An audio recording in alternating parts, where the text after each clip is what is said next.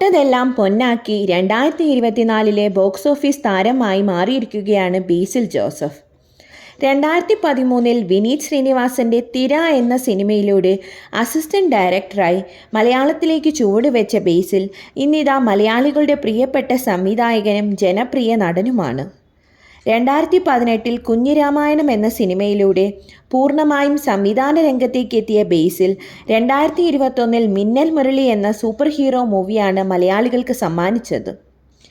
അധികമാരും തിരഞ്ഞെടുക്കാത്ത ജോണറിലുള്ള സിനിമയിൽ പരീക്ഷണം നടത്തി അവാർഡുകളും പ്രശംസകളും വാരിക്കൂട്ടി. 2024 ബേസിൽ നായകനായ ഗുരുവായൂർ അമ്പലനടയിൽ, നുണക്കുഴി, സൂക്ഷ്മദർശിനി സൂപ്പർ ഹിറ്റുകളായിരുന്നു.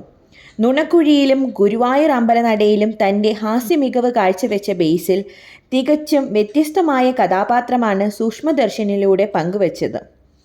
ഇതുകൂടാതെ ARM, വാഴ, വർഷങ്ങൾക്കു ശേഷം എന്നിവയും ഹിറ്റ് ചാർട്ടിൽ ഇടം നേടി.